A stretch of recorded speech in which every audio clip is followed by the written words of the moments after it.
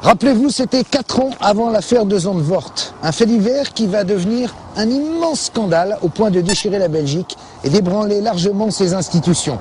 Car ce qu'on découvre après l'arrestation de Marc Dutroux est tellement inimaginable que toutes les consciences vont en être traumatisées. Ici en Belgique bien sûr, mais aussi en France et dans toute l'Europe.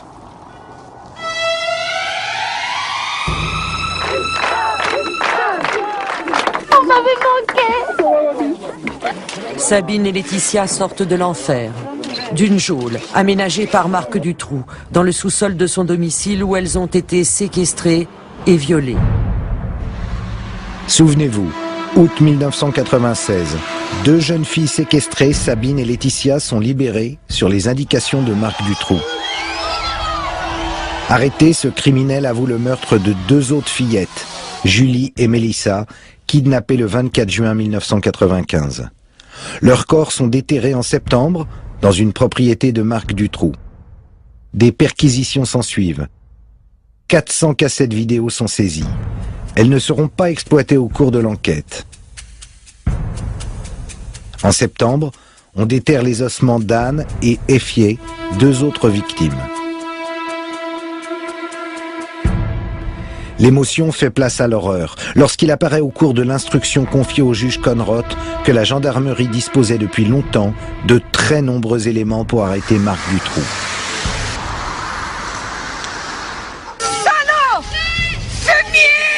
Un certain Michel Nioul est associé aux agissements de Dutroux. Qui est Michel Nioul? Un personnage de la haute société qui n'a jamais caché qu'il organisait des parties fines réservées aux Gotha belges. Pourquoi Marc Dutroux, petit trafiquant, minable voleur de voitures, est-il en relation avec Nioul? Dutroux est-il un pervers qui chasse des fillettes pour lui-même? Ou est-il le pourvoyeur de partous de la bonne société? L'hypothèse d'un réseau est au cœur de l'enquête. Après tout, peut-être y a-t-il d'autres victimes vivantes? Des témoins? Et que fait le juge d'instruction, le juge Conrot? Il va avoir une idée qui n'a pas souvent cours. Il va lancer un appel à témoins à toute la Belgique. Il va donner un numéro vert. Il va assurer aux gens qui ont des informations l'anonymat.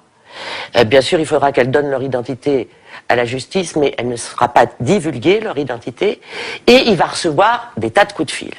Et là, la Belgique commence à trembler. Je ne parle pas du peuple qui trouve que c'est une bonne initiative que de se poser cette question, vu le nombre de victimes, mais je parle des autorités, parce que tout d'un coup, des témoins commencent à faire des récits incroyables.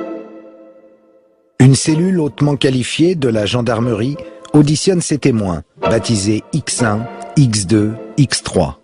C'est le témoignage d'un de ces témoins, Régina Louf, alias X1, qui va précipiter l'affaire.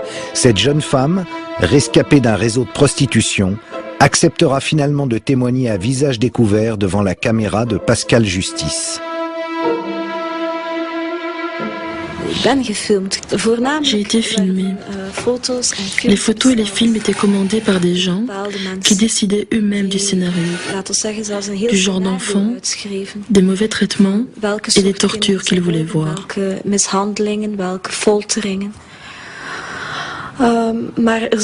il y avait également des photos et des films commerciaux qui devaient simplement être distribués dans un réseau de pédophiles beaucoup plus conventionnel. Au début, il y avait des enfants amenés par leur famille, qui étaient préparés à être abusés. Ensuite, on est passé à des enfants kidnappés dans la rue. Ils étaient terrorisés et les abuseurs aimaient ça. Prendre des enfants dans la rue représentait un risque énorme, mais ça rendait le jeu encore plus excitant. Et on va avoir des convictions, c'est que non seulement on la rencontre elle, mais on en rencontre d'autres, c'est qu'il y a des lieux qui se croisent, c'est qu'il y a des témoignages qui se croisent, alors que ces jeunes femmes ne se connaissent pas. Elles ont vécu des choses avec des personnages identiques, parfois dans des lieux identiques, et surtout des événements incroyables auxquels l'imagination laisse pantois quand on pense à des chasses d'enfants qu'on laissait courir dehors nus, qu'on essayait d'attraper, enfin des trucs, des horreurs. Et tout ça aurait été fait dans une société bourgeoise, pour ne pas dire plus. Donc voilà, l'enquête là-dessus a été que Régina Louf, un titre dans la presse a bien résumé l'état d'esprit des enquêteurs, égale Louf, c'est-à-dire cinglé. Les témoins X font peur. Régina Louf est diffamée, discréditée. L'équipe de gendarmes concernée est mise au placard. L'opinion publique se hérisse. Il y a deux communautés en Belgique. Et cette union, elle est fragile. Et il faut savoir que la famille royale représentait le lien entre ces deux communautés.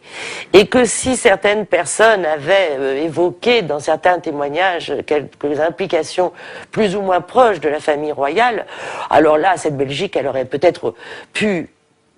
J'imagine que le pouvoir a pu se l'imaginer, mettre à mal l'unité. Il a été question de l'unité de la Belgique dans la période de l'affaire Dutroux.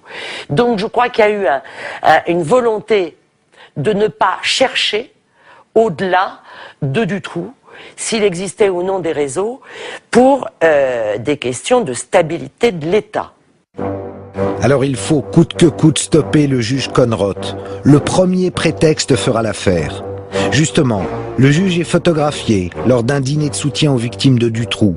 Le juge Conrot est dessaisi au motif qu'il ne serait pas impartial. Bonjour, la Cour de cassation vient de trancher. Elle ordonne le dessaisissement du juge Conrot, mais c'est important. Le peuple belge en colère descend dans la rue pour protester contre l'éviction du juge Conrot, qu'il considère comme le héros qui a libéré Sabine et Laetitia, le seul qui ose s'attaquer aux puissants. Le 30 octobre 1996, 350 000 personnes, selon la police, défilent silencieusement dans les rues de Bruxelles. Du jamais vu. Une marche blanche canalisant une colère dans la dignité. Puis, les mois passent. L'affaire Dutroux va être réécrite par un nouveau juge d'instruction, le juge Langlois. Dutroux devient un prédateur solitaire. Les réseaux n'existent pas. Encore faut-il convaincre l'opinion publique. Alors que la presse s'était engouffrée dans l'idée que peut-être derrière il y avait des réseaux, tout d'un coup, la majorité de la presse va se retourner pour dire que non, Dutroux, c'est un pervers solitaire. Il va y avoir deux clans dans ce pays, ceux qui vont croire aux réseaux, qu'on va appeler les comploteurs, et puis ceux qui n'y croient pas. Et on les appelle les croyants et les non-croyants. En Belgique, après 1996, qu'on se le dise, il n'y a plus de réseau.